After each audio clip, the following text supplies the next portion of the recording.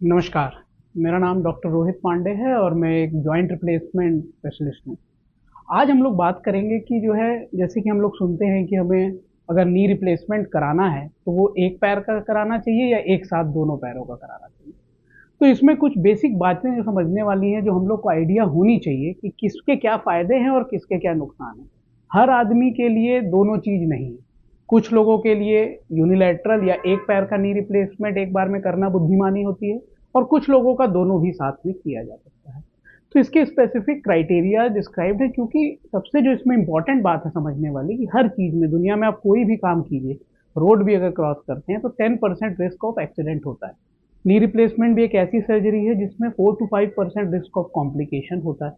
जब हम दोनों पैरों का साथ में करते हैं तो ये कॉम्प्लिकेशन रेट कुछ परसेंटेज बढ़ के 6 या 7% हो जाता है।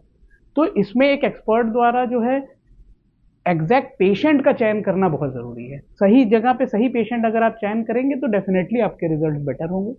तो इसमें बहुत सारी भ्रांतियाँ हैं, बहुत सारे हमारे पेशेंट्स के क्वेश्चन भी हैं कि नहीं डॉक्टर साहब एक बार में करवाएंगे तो जो है हमारा क्या दर्द कम होगा ऑपरेशन के बाद, या फिर जो है पैसे कम लगेंगे। तो डेफिनेटली कुछ जो है बायलैटरल के एडवांटेजेस हैं, कुछ यूनिलैटरल के एडवांटेजेस हैं। तो आइए हम इसके बेसिक एक के बाद एक समझते हैं कि किसके क्या एडवांटेजेस हैं। तो अगर हम यूनिलैटरल नी रिप्लेसमेंट की बात करें या सिर्फ एक पैर की बात करें, तो सबसे स्पेसिफिक जो इसका इंडिकेशन है वो है स्टेज ऑफ आर्थराइटिस। ऐसा नहीं है कि दोनों ही घुटने हमारे हमेशा आर्थराइटिस में इक्वल घिसे होते हैं। पहली बात जो समझने वाली है कि भगवान का दिया हुआ घुटना भगवान का ही है, आर्टिफिशियल घुटना आर्टिफिशियल ही है। तो जब तक आपका ओरिजिनल घुटना वर्क कर रहा है प्रॉपरली और एडवांस स्टेज में नहीं है, तब तक के लिए आपको उस नी के रिप्लेसमेंट की कोई ज़रूरत नहीं होती है।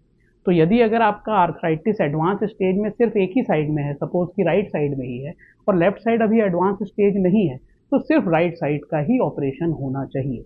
क्योंकि जब एक पैर का ऑपरेशन हो जाता है, आदमी उस पर वजन डाल के ज़्यादा चलने लगता है, तो दूसरे पैर में भी अगर अर्ली आर्थराइटिस है तो आपको उसमें काफ़ी हद तक पेन रिलीफ मिल जाता है। मेरे बहुत सारे ऐसे पेशेंट हैं जिन्होंने अपने दूसरे पैर का ऑपरेशन 2-2 3-3 साल के बाद भी करवाया है।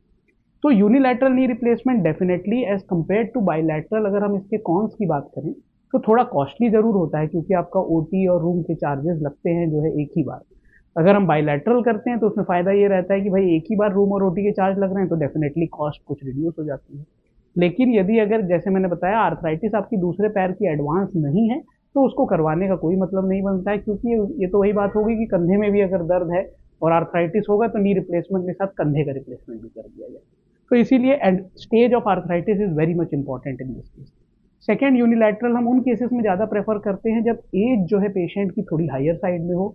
मोस्ट प्रेफरेबली जो अभी डेटा कहता है वो होता है 65+ की अगर एज है और एक से ज़्यादा कोमॉर्बिडिटीज जैसे कि शुगर, बीपी, थायराइड, अगर इन तरह की बीमारियां एक से ज़्यादा हैं तो आपका इसके अंदर हार्ट का टेस्ट किया जाता है, उसमें अगर फिटनेस नहीं है तो इट्स ऑलवेज सेफ कि यूनिलैटरल पहले किया जाए।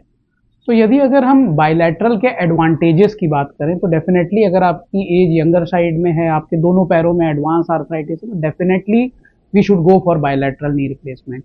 Since the advent of robotics, जब से रोबोटिक्स वगैरह भी आए हैं तो कुछ जो है मिनिमली टिश्यू डैमेजेस हुए हैं, जिसकी वजह से हम लोग पहले जो हमारी फीमर वाली बोन होती है उसमें रॉड वगैरह का यूज़ करते थे, वो अब नहीं करते हैं। तो it is becoming little bit safer, but still the jury is out on this कि अभी बायलैटरल के safety profile as compare to unilateral कितनी है। बट डेफिनेटली अगर यंगर एज है, दोनों पैरों में एडवांस आर्थराइटिस है, तो sometime it is very much important also to do bilateral at the same time.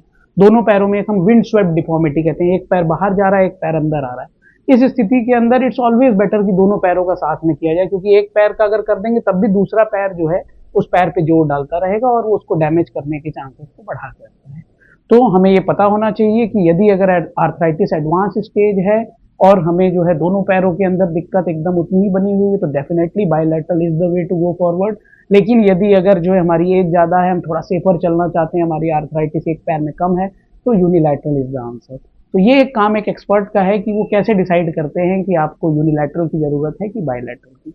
इस वीडियो से अगर आप एक बात समझना चाहें तो वो यही है कि नी रिप्लेसमेंट एक लाइफ चेंजिंग ऑपरेशन है, लेकिन रिजल्ट तभी बेटर होते हैं जब हर चीज़ों का प्रॉपर ध्यान दिया जाए।